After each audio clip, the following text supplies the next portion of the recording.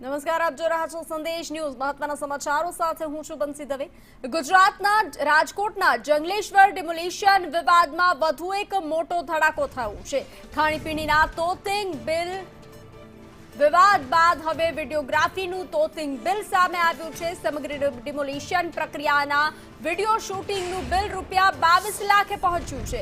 મહાનગરપાલિકા દ્વારા ડ્રોન અને વિડીયોગ્રાફી માટે લાખો રૂપિયા ખર્ચાયા છે. તો સરકારી ડ્રોન હોવા છતાં ખાનગી એજન્સીને રાખવામાં આવી. કોર્પોરેશને ભારે ખર્ચે સંખ્યાબદ્ધ ડ્રોન ભાડે રાખ્યા હતા. તંત્ર દ્વારા જનતાના ટેક્સના નાણાંનો મોટો બગાડ કરાયો. આ આખી ઘટનાથી મહાનગરપાલિકાની કામગીરી શંકાના દાયરામાં આવી ગઈ છે. જે રીતે આ પૂરા બિલ એક બાદ એક આ બિલ આવી રહ્યા છે, જનતાના નાણાં વેડફી રહ્યા છે, ટેક્સના નાણાં વેડફાઈ રહ્યા છે, તોતિંગ ખર્ચ કરવામાં આવી રહ્યા છે. તો તોતિંગ બિલ સામે આવ્યા છે. રાજકોટના જંગલેશ્વર ડિમોલિશન વિવાદમાં વધુ એક મોટો ધડાકો થયો છે. ખાણીપીણીના તોતિંગ વિવાદ બિલ બાદ આ વિડીયોગ્રાફીનું તોતિંગ બિલ સામે આવ્યું છે. સમગ્ર ડિમોલિશન પ્રક્રિયાના વિડીયો શૂટિંગનું બિલ ₹22 લાખે પહોંચ્યું છે. મહાનગરપાલિકા દ્વારા ડ્રોન અને વિડીયોગ્રાફી માટે લાખો રૂપિયા ખર્ચાયા. સરકારી ડ્રોન હોવા છતાં ખાનગી એજન્સીને રાખવામાં આવી હતી. કોર્પોરેશને ભારે ખર્ચે સંખ્યાબદ્ધ ડ્રોન ભાડે રાખ્યા હતા.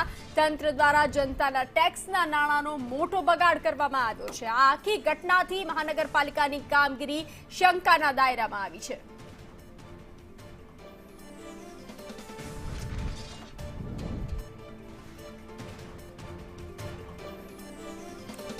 જે રીતે એક બાદ એક બિલ આવી રહ્યા છે, પહેલા ખાણીપીણી અને ત્યારબાદ વિડીયોગ્રાફી, જનતાના નાણાં વેડફાઈ રહ્યા છે. તોતિંગ બિલ સામે આવી રહ્યા છે. ખાણીપીણીના તોતિંગ બિલ વિવાદ બાદ હવે વિડીયોગ્રાફીનું તોતિંગ બિલ સામે આવ્યું છે. સમગ્ર ડિમોલિશન પ્રક્રિયાના વિડીયો શૂટિંગનું બિલ ₹22 લાખ પર પહોંચ્યું છે. મહાનગરપાલિકા દ્વારા ડ્રોન અને વિડીયોગ્રાફી માટે લાખો રૂપિયા ખર્ચાયા હતા. સરકારી ડ્રોન હોવા છતાં ખાનગી એજન્સીને રાખવામાં આવી હતી અને તેના ડ્રોન ઉપયોગમાં લેવામાં આવ્યા હતા. કોર્પોરેશને ભારે ખર્ચે સંખ્યાબદ્ધ ડ્રોન ભાડે રાખ્યા હતા. તંત્ર દ્વારા જનતાના ટેક્સના નાણાંનો મોટો બગાડ કરવામાં આવ્યો. આ આખી ઘટનાથી મહાનગરપાલિકાની કામગીરી શંકાના દાયરામાં આવી છે. અનેક પ્રશ્નો ઊભા થઈ રહ્યા છે.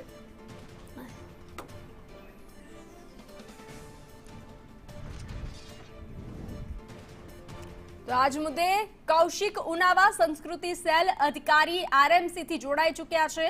જી, સંદેશ ન્યૂઝમાં આપનું સ્વાગત છે. જી, થેન્ક યુ બેન. એક બાદ એક બિલ સામે આવી રહ્યા છે. આ ડ્રોનના વિડીયોગ્રાફીના 22 લાખનું બિલ કઈ રીતે? જી બેન, આપણે 21 તારીખથી ડિમોલિશન કામગીરી શરૂ થઈ હતી. 27 તારીખ સુધી થઈ હતી. બીજું સવારના 6 વાગ્યાથી લઈને સાંજના 6 વાગ્યા સુધી અમુક ટીમે કામ કર્યું. અમુક ટીમે રાતના 7 અને 8 વાગ્યા સુધી પણ કામ કર્યું છે. 1-2 દિવસ માટે મેં વિડીયોગ્રાફી તમામ આ 7 દિવસની તમામ કલાકની કરાવી છે. અમારી જેટલી ટીમ હતી એમની સાથે એક વિડીયોગ્રાફર હતો, અમારા જેટલી મસલી હતી એની સાથે એક વિડીયોગ્રાફર હતો. એટલે સ્વાભાવિક છે વિડીયોગ્રાફરની સંખ્યા મોટી હતી, પ્લસ કલાકોની સંખ્યા પણ 10 થી 12 કલાક થઈ જતી હતી. તો આ તમે ટોટલ 7 દિવસનું કેલ્ક્યુલેશન કરો તો આ ખર્ચ એકદમ વ્યાજબી. અને સરકારી ડ્રોન હોવા છતાં કેમ રેન્ટ પર રાખવા પડ્યા ડ્રોન? અમારી પાસે કોઈ સરકારી ડ્રોન નથી. અચ્છા, સરકારી ડ્રોન નથી, પરંતુ અમારી પાસે નથી. અચ્છા, તો 1 કલાકના તમે કેટલા રૂપિયા લેખે આજે બિલ કરવામાં આવ્યું છે? જે વિડીયોગ્રાફીનો અમારો રેટ કોન્ટ્રાક્ટ છે એકચ્યુઅલી, એમાં ₹1000નો ભાવ છે કલાકનો. કલાકનો ₹1000નો ભાવ?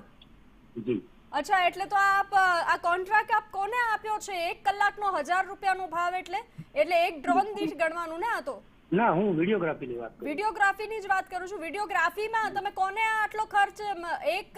એક કલાકના ₹1000 એટલે કેટલા થયા એ તમે વિચાર્યું છે? હા, વ્યાજબી ભાવ છે. આ રેટ કોન્ટ્રાક્ટ છે. હું હજી ચોખવટ કરું છું.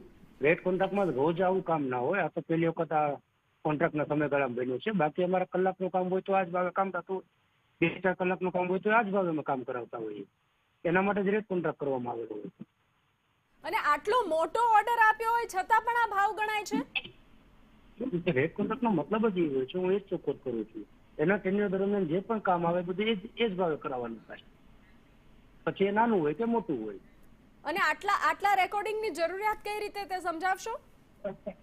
જી બેન, એકદમ સંવેદનશીલ વિસ્તારના ડિમોલિશન હતું. કદાચ સૌરાષ્ટ્ર ગુજરાતના ઇતિહાસનું મોટામાં મોટું હતું અને સંવેદનશીલ હોવાના નાતે અમને જે સૂચના થઈ મુજબ તમામ લોકેશનનું તમામ જગ્યાનું અમારે રેકોર્ડિંગ કરાવવાનું હતું. એટલા માટે આટલા વિડીયોગ્રાફર અમે રાખેલા હતા. પરંતુ હજી એકવાર વિચારો, આ ખર્ચ તમને બહુ વધુ નથી લાગતો? ના બેન, આમાં એ જનતા પ્રમાણે સવાલ કામ ઉઠાવી થયું શકે છે, કારણ કે આ બધા જ નાણાં જનતાના છે. જી બેન, ચોક્કસથી સવાલો ઉઠાવે છે એટલે જ હું આપને જવાબ દઈ રહ્યો છું. આપે જે પ્રશ્ન પૂછ્યો એનો જ હું એટલે જ જવાબ આપવા બંધાયેલો છું કે ખરેખર જેટલા કલાકો જેટલા દિવસ સુધી કામ થયું એ પ્રમાણે આ વ્યાજબી ખર્ચ થતો નથી. ઓકે, મને એ સમજાવો કેટલા દિવસ સુધી કામ થયું અને ટોટલ કેટલા કલાક કામ થયું? એક્ઝેક્ટ ટોટલ કલાક મને ન આપી શકું કારણ કે વિડીયોગ્રાફરની સંખ્યા તો બિલ બની ગયું અને એક્ઝેક્ટ કલાક ના આપી શકો તો કયા આધારે તમે બિલ બનાવ્યું? એ બધા આંકડા તમે ફોન કરો ત્યારે અમારા હાથ ઉપર ના હોય, સ્વાભાવિક છે. અમે પણ બીજા કોઈ કામમાં રોકાયેલા હોય, બહાર હોય, આજે રજાનો દિવસ છે, છતાં હું તમને એટલું મને ખબર છે બધી વસ્તુનો ખુલાસો આપી રહ્યો છું કે ભાઈ અમે 21 તારીખથી લઈને 27 તારીખ સુધી સવારના 6 થી લઈને સાંજના 6 તમામ ટીમ અમુક ટીમ 7 કે 8 વાગ્યા સુધી કામ કરતી હતી અને આ તમામનું રેકોર્ડિંગ થયું છે. 2 દિવસ માટે 90 વિડીયોગ્રાફર હતા, 2 દિવસ તો 50 વિડીયોગ્રાફર હતા, બાકી ક્રમાનુસાર ઘટતા ગયા હતા છેલ્લા 3 દિવસોમાં. એટલે હવે આ તો કેવું થઈ ગયું કે હવે આ ડિમોલેશનની કામગીરી કરે તો પણ જનતાને ટેન્શન કે ચલો એકાદ મોંઘવારી જીકવામાં આવી જશે અને બધું થઈ જશે, ટેક્સના પૈસા પેલું થઈ જશે, એટલે આ કામગીરી થાય છે કે જનતાના પૈસાનો વેડફાટ થાય છે? જે કોઈ કામગીરી થતી હોય એની જરૂરિયાત અને સંવેદનશીલતા પુરાવા મુજબ કામગીરી કરવામાં આવતી હોય, આ એક એવો મુદ્દો હતો જેની વિડીયોગ્રાફી જરૂરી હતી એટલે અમે કરાવેલી છે.